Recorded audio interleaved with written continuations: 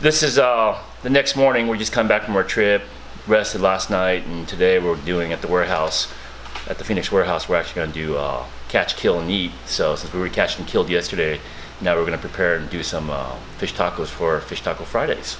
So right here is some of the fish that we kept from yesterday. Some of the smaller reds. I gave the bigger ones away to the other people on the trip, but we got enough here for food, so I'm going to start prepping these things. They've been cleaned, they've been gilled and gutted already to keep them fresh.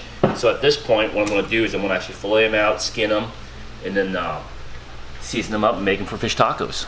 So right. Stay tuned. Hey, what year?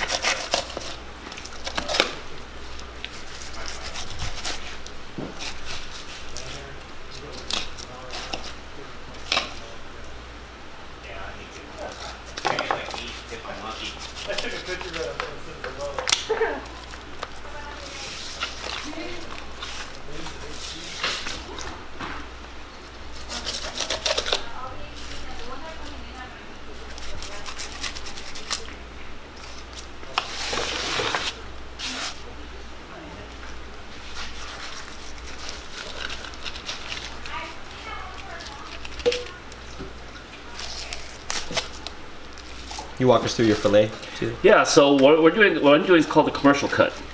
And what it is, it gives you the most amount of yield without wasting a whole lot of fish. So cut along the spine, cut along the collar, cut along the back, and then we just cut them up through the belly.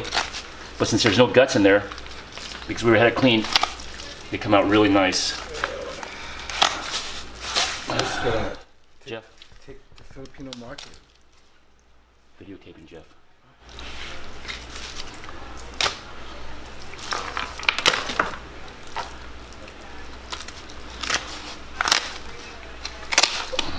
What you heard was just cutting through the rib bones. So a good quality fillet will have almost no meat left on the bones.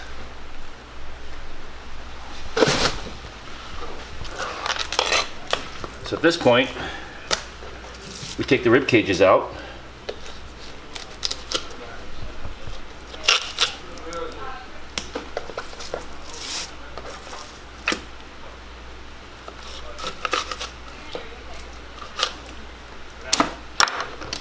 Go to my skinning knife. You start about a ½ inch from the back because there's really no meat there. It's pretty thin, pretty much gristle. Cut down lightly till you hit the skin. Turn it at an angle. Grab your skin and just saw it back and forth lightly and just skins along the skin.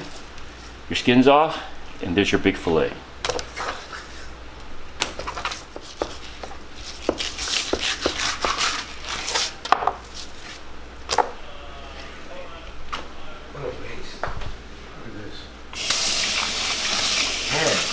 Or fish filleted out for lunch. We're just going to cut it into small chunks. About inch and a half wide, depending on how thick the fish is, the fillets are. As the fillets get thinner, I cut the chunks a little bigger. And then I put them on a paper napkin to let it soak up any water residue.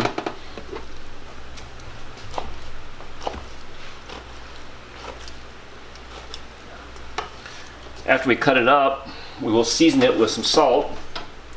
You can season it with whatever you want. Whatever your personal likes are. You can use seasoned salt, sea salt, any kind of mixed salts you want, and spices. Generally I just use either Lowry seasoned salt or just regular salt, plain sea salt, just because it keeps it cleaner when you're cooking it. Because you are adding other ingredients to your tacos, you don't want to overpower your fish by putting too many super strong seasonings on there. So that's one tray. Take a paper towel, pat it dry real quick. Let it sit for a second. We'll get some sea salt.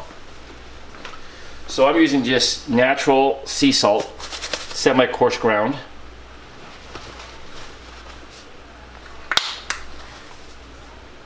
Oh, gotta pull the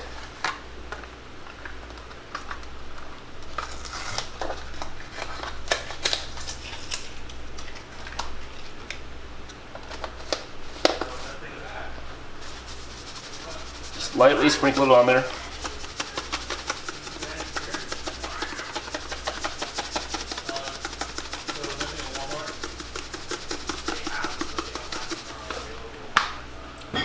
And we'll cover that up and put our next layer down on it, on top of it.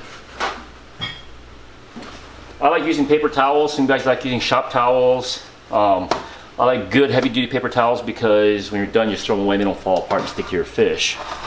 So I'm gonna continue cutting up these fillets and fill up my second level of fish for the tacos.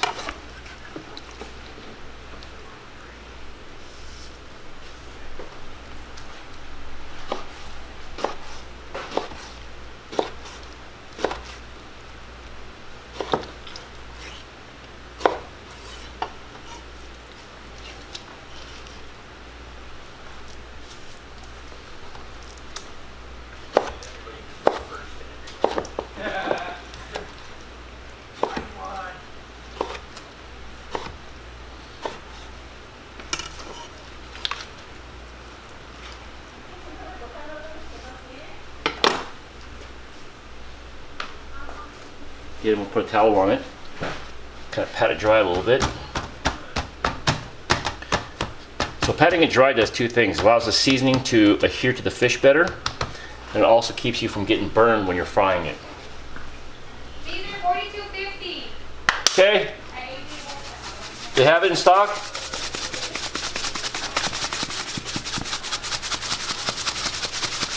Looks like I'm shaking a lot on there, but it really is not a lot coming out. Just a light sprinkling of salt on there. Let it sit for about 20 minutes and you're ready to cook.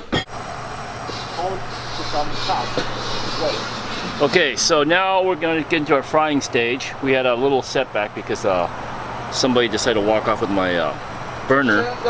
So we had to get it, we'll get a replacement burner. Basically you want to do is you want to use short fry, you can use fry shortening or you can use lard. I prefer lard because it gets hotter. Because we're not breading anything, the fish is going to come out without any extra lard being absorbed into the fish. So you make sure your oil is nice and hot and do a test. If it floats like that, that means the oil is ready to go.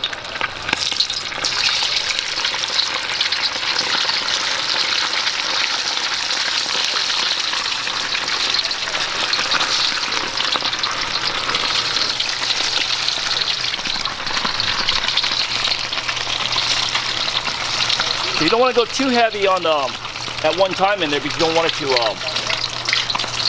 cool your oil down too fast. So the trick is to keep it as high temperature as possible to cook it.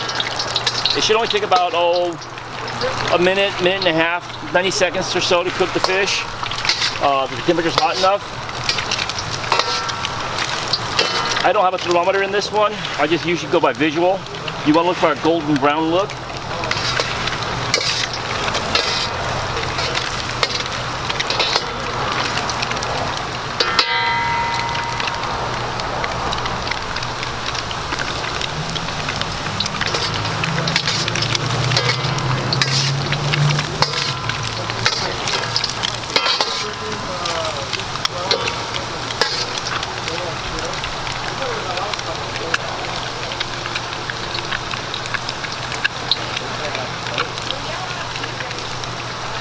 I did.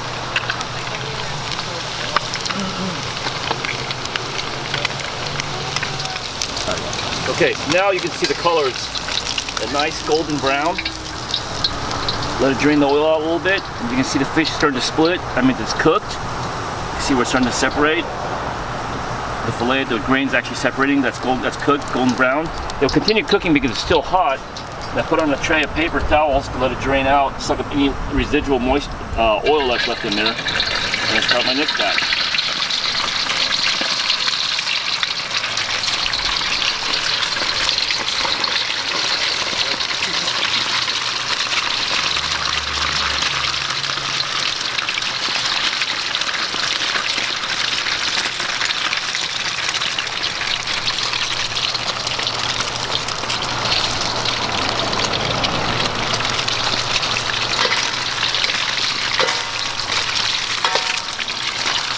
So you saw us frying the fish earlier, now it's finished. And here we have our fish that we caught yesterday. We have a special sauce that we make here at Phenix. It's a Phenix special sauce for our fish tacos. Cilantro and onions and cabbage. real basic fish tacos, nothing fancy. And then for the guys who want the more traditional salsas, we do have the red sauce and the green sauce. And for a few of us in here that don't eat fish, believe it or not, no names mentioned, but our office manager does not eat fish, we have carne asada.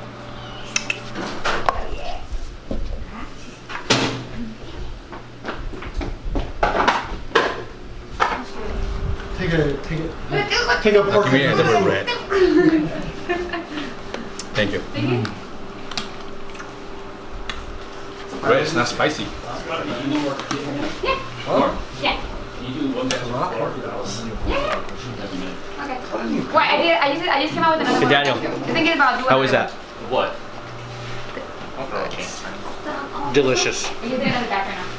Yeah, in the best corn and then like dumpling into the best flour.